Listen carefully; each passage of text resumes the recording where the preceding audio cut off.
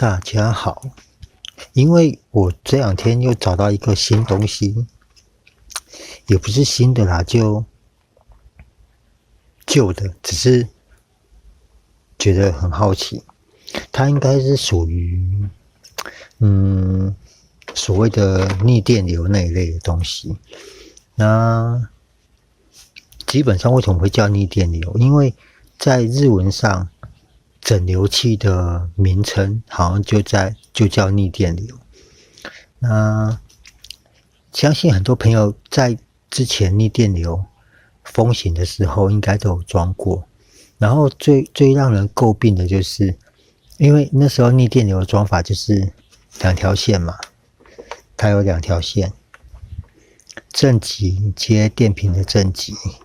然后负极接电瓶的负极。但是如果你的电瓶状况不太好的话，因为逆电流本身它就是很多电容装在里面，那电容最大的好处就是充电快，但是它最大的毛病就是放电也很快，所以会导致说，如果你车子长期不开的话，逆电流这个东西会把你的电瓶的电放掉，所以导致你的电瓶会没有电。那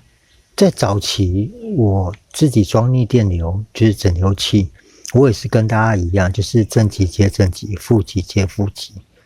但是因为我后来变成车子比较少开以后，我就有了把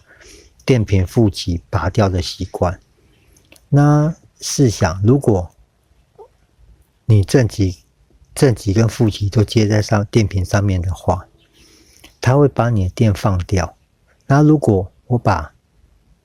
整流器的负极装在车体上，当我要开车的时候，我把我的负极接上去，那这时候整流器它就会有它的效果存在，然后再加上它的瞬间放电比较快，所以应该我这个想法是可行的，就是如果还有想要装整流器的，因为说实在话，整流器它一定有它的效果在，只是效果明不明显的问题而已。那如果像我一样把正极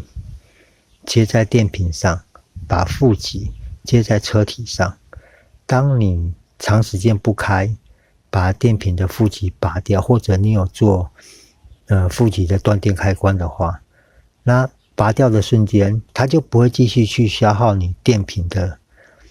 电量，然后进而去影响到你后续必须开车可能电瓶会没电的状况。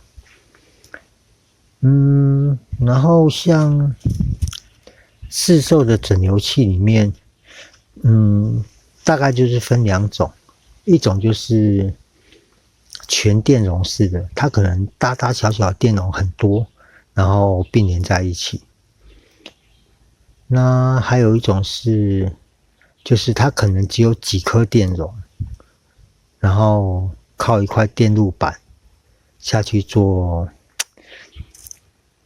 调配吧，因为它实际上它的电路板的运作方式我也不是很清楚。那我的想法就是，它有点像接地线，因为我在讲逆电流那片里面，我有讲到，其实可以把这个东西视作为一个小电瓶。如果按照我的安装方式下去说的话，它就等于是一个小电瓶。当车子需要瞬间用电的时候，它的放电速度会比铅酸电瓶来得快，然后也就可以去应付它车体需要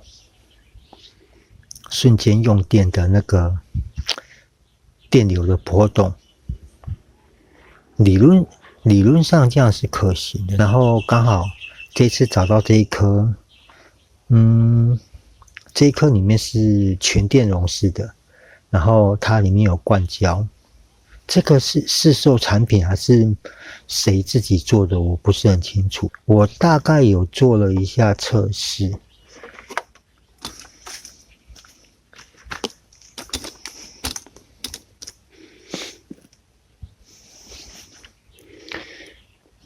这一颗我有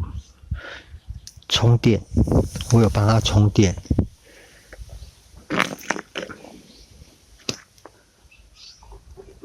我有帮它充12伏的电进去，还有9.47的电在里面。一般来说，如果电容的放电速度太快，多半就是电容的寿命差不多了。我记得，除非是线圈式的整流器，它那个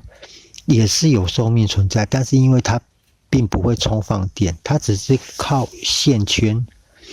下去做整流。那个之前好像萨斗有出过一批那个好像是魔法盒子吧，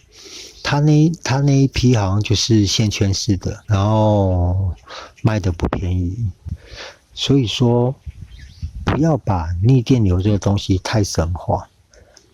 你可以把它当作是一个电路上的帮手，然后在不会影响到电瓶的电量的前提之下下去做安装，这个会比较好。那我这个想法就是我刚刚讲的，正极接电瓶，然后负极接车身。这个是因为我自己开车的习惯啊，然后这样子应该在我把电瓶的负极拔掉的时候，因为电瓶负极拔掉以后，整台车的车身就没有负极了嘛，那势必它就不会对我的电瓶造成自放电的风险在。也就是说，我的电瓶不会因为长期不开，然后逆电流又装在上面，它自己去把我的电瓶的电耗光。所以说，这个应该是可行的东西。它就有点类似接地线了，因为我们车上所有的电器都是透过车身下去做负极的接电，那势必这些电器启动的时候，它会透过车身去吸取负电。那我的想法就是把逆电流的负极装在车身上，当那些电器需要当这些电器启动的时候，那个瞬间的电流增加，逆电流的放电就会直接去供应它，并不会直接去影响到电瓶的放电。这个是想法啦，但实际上可能或多或少还是会有，只是这样子接应该可以降低电瓶的负担。那这个想法我会先试装一阵子看看，那有机会再跟各位分享。好了，那今天这个关于这个新玩具的安装方式跟我自己的想法分享就到这边。如果各位朋友你们还有在装整流器这种东西的话，也可以在下面留言，我们一起讨论看看到底它有没有作用，或者说需要注意什么东西。好，谢谢各位，拜拜。